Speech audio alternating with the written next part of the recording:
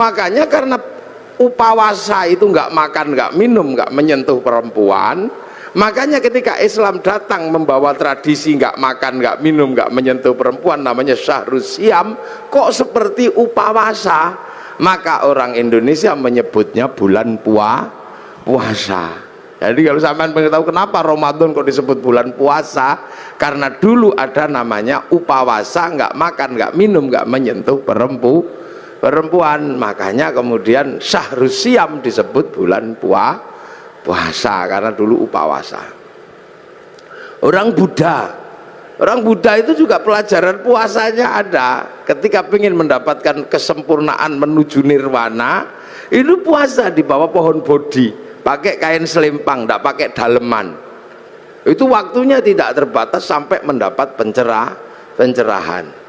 Agama besar Yahudi juga puasa. Kalau peringatan Yom Kippur mereka puasa.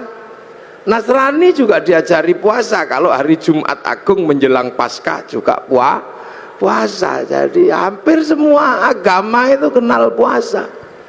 Karena apa? Ini syariat kuno. Makanya tidak usah heran kalau ada puasa. Apalagi orang Jawa, orang Indonesia ini hobi kalau yang namanya puasa. Makanya variasi puasa terbanyak itu di sini. Ada puasa makan pupus daun namanya ngidang.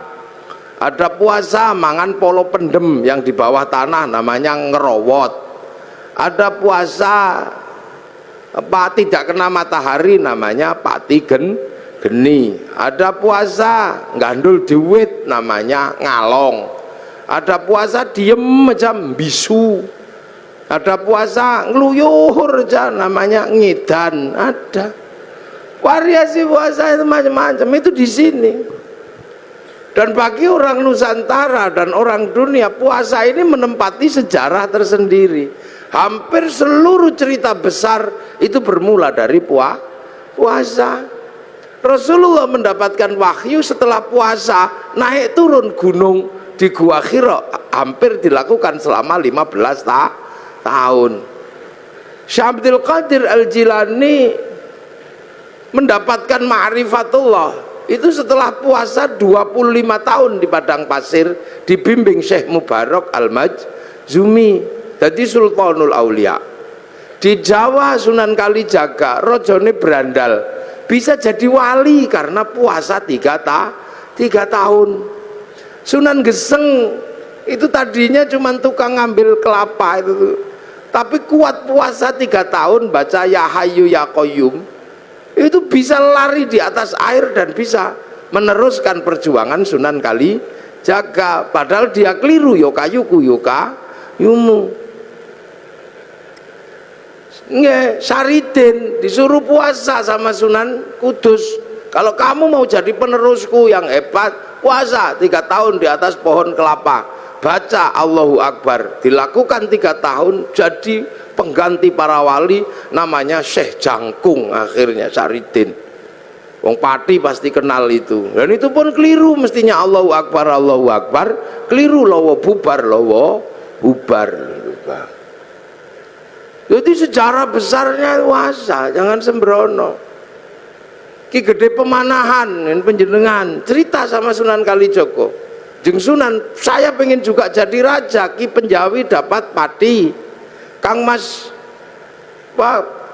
Raden Fata pun untuk Demak, kabeh pun untuk niku Haryo Penangsang angsal Pajang, Kang Mas Joko Tingkir dapat Pajang, Haryo Penangsang dapat Jipang. Saya dapat daerah mana? Ki Gede Pemanahan matur Sunan Kalijogo, ya ndak ada, semuanya sudah habis yang baik-baik, tinggal 5 tempat, itu pun tempat setan. Tempat setan pertama ada di ujung timur namanya Alas Purwo. Tempat setan kedua ada namanya Alas Roban. Tempat setan ketiga ada namanya Alas Larangan Cirebon. Tempat setan keempat ada namanya Alas Ketonggo Ngawi. Lah tempat setan yang kelima namanya Alas Mentau lereng Merapi. Makanya kamu milih yang mana? Milih Mentau aja. Wah, kalau kamu milih Mentau setannya gede-gede, kamu puasa 20 tahun biar ditemani sama Ki Ageng Giring, jangan turun. puasa 20 tahun di Bang Lampir Gunung Kidul ini Pak Doso pasti tahu itu bekas bokongnya itu sampai nyitak begini. Akhirnya apa? Mampu betul Bubak Alas Mentau ditemani Ki Gede apa Ki Gede temani Ki Ageng Giring. Bubak Alas Mentau punya anak namanya Danang Sutowijoyo, mampu menjadi raja. Bubak Alas bikin negara namanya Mataram, yang akhirnya dipecah Belanda jadi dua, Jogja sama Solo, yang akhirnya dipecah lagi Hamengkubuanan, Pakualaman, Mangkunegaran, Kasunanan. Puasa itu. Ki Ageng Pengging pengen punya anak jadi raja, suruh puasa sama Sunan Kalijaga 7 tahun. Akhirnya punya anak namanya Joko Tingkir jadi Rojo Pajang. Puasa.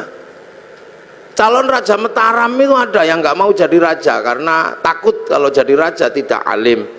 Maka dia keluar dari kerajaan namanya Raden Bagus Harun, menempuh perjalanan spiritual puasa 7 tahun di daerah Ponorogo, Kampung Pagotan, di samping sumur, yang sumurnya itu akhirnya ditirakati selama 7 tahun. Tahun ke-7 sumurnya itu naik airnya 7 meter, tanggal 27 Ramadan. Aku dapat Lailatul Qadar. Maka sumurnya dikatakan dengan nama sumur Sewu Wulan. Karena sumur Sewu Wulan maka kampungnya sekarang disebut Kampung Sewulan, di belakang pabrik gula Pagotan itu. Raden Bagus Harun akhirnya punya anak perempuan galaknya luar biasa, dikenal dengan nama Nyi Ageng Alap-alap. Kalau ngamuk naik di atas pohon. Dinikah Raden Santri, punya anak namanya Mbah Maktum.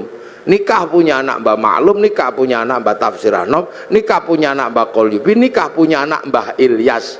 Mbah Ilyas menjadi kandepak pertama di Surabaya. Punya anak perempuan galak namanya Nafiqoh. Dinikah sama Kiai Hasyim Asy'ari, punya anak Kiai Wahid Hasyim, nikah sama Nyai Solikah binti Bisri Sansuri Jombang, punya anak Abdurrahman Wahid. Bener-bener terjadi seorang ulama jadi presiden walaupun 2 tahun luwung. Cara puasa. Lu makanya kayak Lirboyo itu, pondok besar Lirboyo itu ketika Kiai Mbah Manap mau mendirikan Lirboyo, wong itu pusatnya berandal, suruh puasa, ngerowot, jangan makan yang di atas tanah, makan umbi-umbian. Dijalankan selama 56 tahun. Makan uwi, tahu uwi? Ngerti nggak uwi? Uwi umbi-umbian gede itu. 56 tahun makan uwi, sampai akhirnya uwinya hilang, dicuri gendruwo. Nah, akhirnya diganti gadung sama Mbah Manap, akhirnya gadungnya dicuri gendruwo. Akhirnya karena makan gendruwo, gendruwonya makan gadung, akhirnya jam 12 malam gendruwonya mendem. Wangin ribut terjadi di Lirboyo, pondoknya ambruk karena ada gendruwo makan gadung. Akhirnya sama Mbah Manap dikasih minum minyak jarak, terus sembuh. Kasih tugas nimba untuk air mandinya santri, pakai singgot pring panjang, itu nyinggot namanya. Nah, maka di Lirboyo dulu zaman mondok, sampean kalau tahu itu ada kriat kriut itu gendruwo nimbo. Nah, tapi sekarang gendruwonya pensiun karena Lirboyo sudah punya sanyu. Sudah pensiun. Luar besar. Yo. Makanya di Jogja ada orang menempuh jalan puasa, namanya Sukirah. Ini Pak Doso ya. Sukirah ini perempuan biasa, tapi punya cita-cita pengen punya anak jadi raja. Padahal bukan tetangganya raja, istri raja juga bukan. Maka tetangganya olok-olok, paling anakmu nanti jadi presiden, apa jadi raja deh ketoprak. Tapi Bu Sukirah nekat puasa 9 bulan sambil ya Allah pengen punya jadi raja ya Allah. Itu 9 bulan anaknya lahir, laki-laki keriting jemblok itu, dikasih nama Soeharto, itu jadi presiden 32 tahun. Nah, itu makanya dulu jalan puasa ini banyak ditempuh oleh nenek moyang kita. Pengen istri cantik kok ditolak, orang dulu puasa. Masuk masjid kalau santri baca ya Rahman ya Rahim, 7 hari 7 malam, I love you. Lah ya, kalau nggak mau ya Rahmanu ya Rahim ya cari pohon besar, bawa beringin di kantor Pelindo itu, baca sunah mata kaji hajiku jaran goyang ya I love you sama saja, yang penting puasa. Lu puasa ini menghasilkan energi yang luar biasa. Ini yang kadang manusia akhir nggak ngerti. Makanya ayam aja ngerti kalau pengen neteskan telur puasa 21 hari. Nanti ayam netes.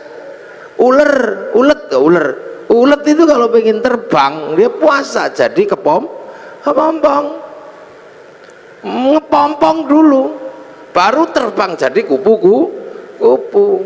Ular itu kalau mau melungsungi ya puasa, nanti kulitnya ganti lebih mudah lah lagi. Makanya kita berdoa semoga puasa kita seperti puasa kupu-kupu, puasanya ulet habis jadi kepompong terbang jadi kupu-kupu. Jangan kayak puasanya ular, setelah puasa tetap aja keluar ular, sekali ulo tetap ulo. Itu jangan puasa.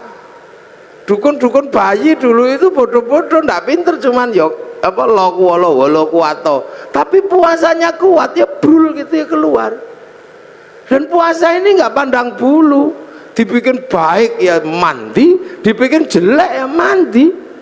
Makanya dukun-dukun santet itu kalau puasanya kuat, santetnya ya teksek. Bahkan orang cari nomor juga puasa. Loh, ini puasa ini menempati ranking tersendiri.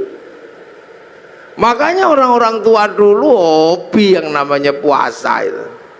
Kalau punya hajat atau besar udah puasa deh, puasa hasil.